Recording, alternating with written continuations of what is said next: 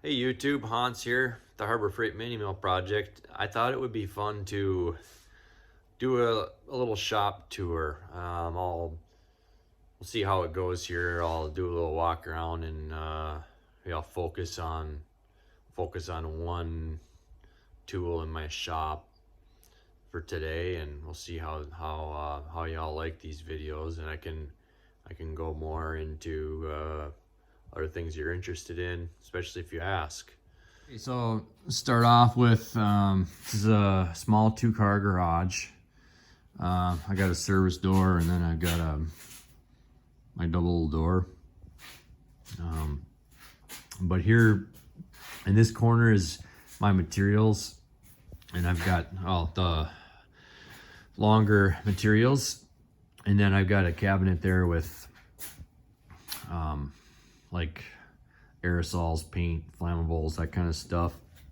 And then I've got my acetylene and oxygen torches here. Got my bench grinder on my crankshaft, forged 401 Jeep crankshaft with the breaker rotor on the bottom. And I move this thing around, and that's a nice cool 3M product there. That this is some sort of plastic material, but I move that thing around. And then here's my old school Kalamazoo bandsaw that works great. And then kind of in the center of my shop, I have my project area. I have my workbench for that. This is like a cast iron surface plate or bench top, which is a newer acquisition for me. And then over in this corner, buried underneath extension cords and jumper cables, is a 20-ton shop press. And then I've got a sheet metal brake. And then I got my 12-inch disc sander on a toolbox with a vise mounted on the side, which is pretty handy. And then I built this shelf here. It's skinny and tall because you got to maximize the space when you don't have a lot of it.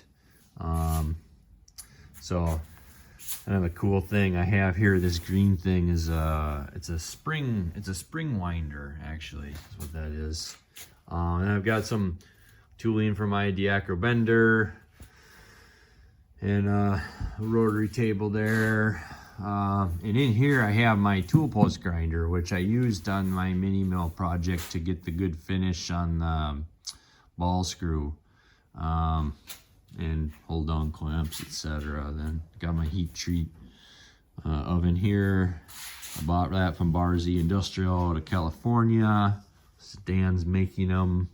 He's got a bigger garage.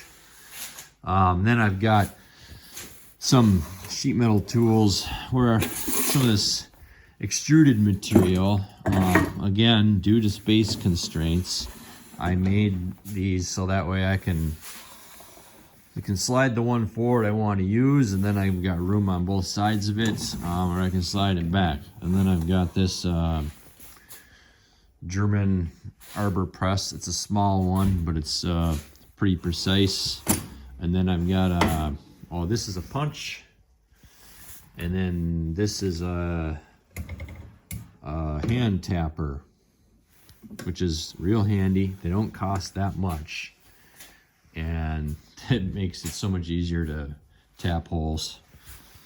And then this workbench I built many years ago.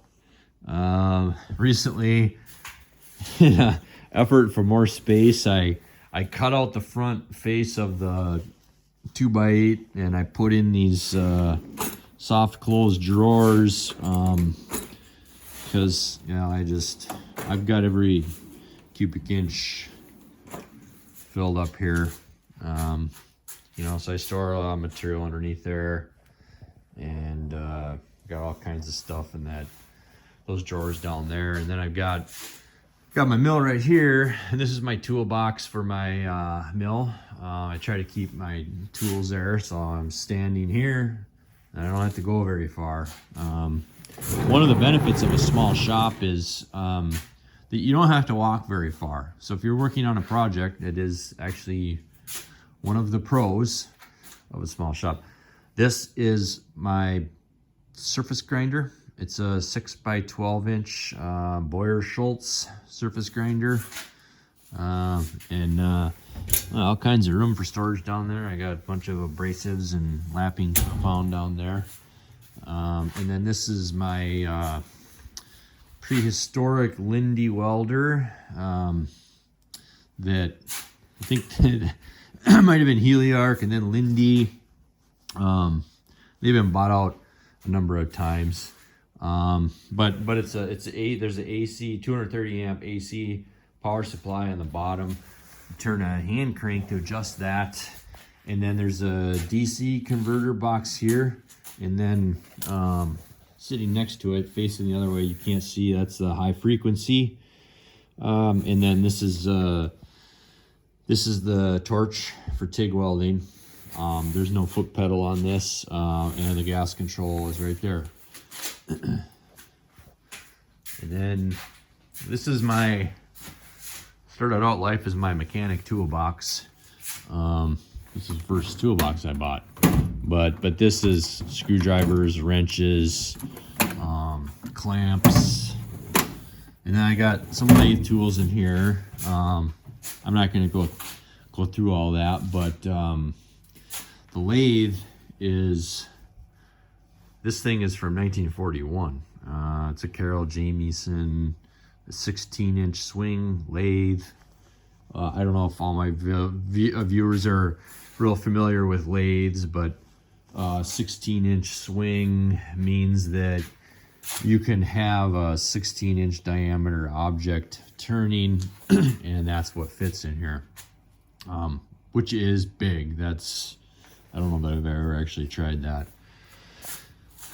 So that's my lathe, and then these are kind of more my lathe toolboxes.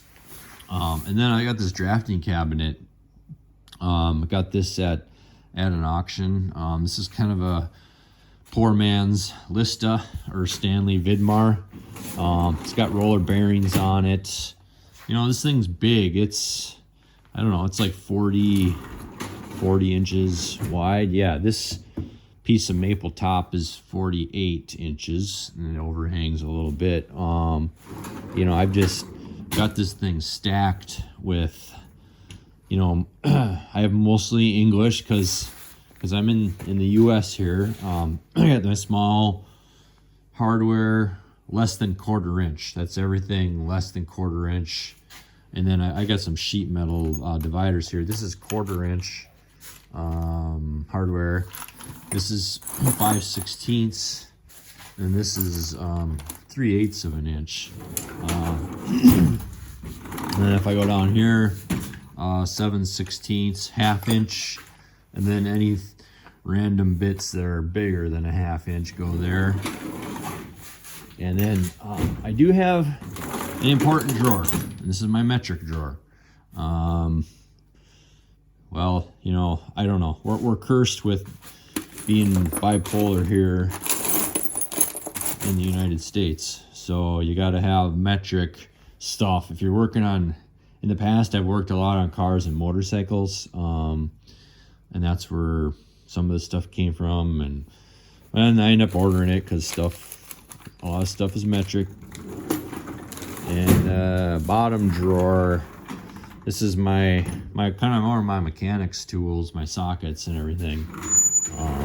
So do one quick tour up here.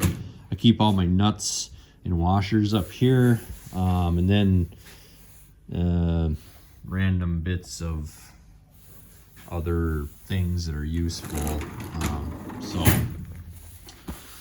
And this is my this is kind of my coolest toolbox here. It's a Gerstner toolbox, wood drawers, no bearings or anything, but slides pretty nice. Yeah, I don't know. So this thing is kind of old, but it's kind of fun. So then another thing that I'm that I did was I had 100 amp service put into this garage when I moved in here, and then I did just have this heater up on the wall. This garage was not insulated. Well, I recently up in the attic had spray in insulation and then blow in on top of that, and then I did have the floor. I did have the floor redone in here. So, and then I put PEX tubing down, and I've got an in-floor heat system here. I just got this up and running like a month ago. This is great. I bought the components that you see here from a company out in Vermont called Radiant Tech. They're pretty good to deal with, and they're more geared towards contractors or do-it-yourselfers. They have kits and such for that. And I had to make the stainless steel back panel. It didn't come with that, and then I had to buy the water heater separate. But this is a really big increase in my happiness out here. In my machines, especially this lathe. This lathe has 30 weight oil inside it. So having a heated floor in the shop is a huge luxury that I feel very fortunate to have achieved. So that pretty much does it for the tour of my shop, and looks like I'm at 11 minutes. So I will focus on a specific tool next time.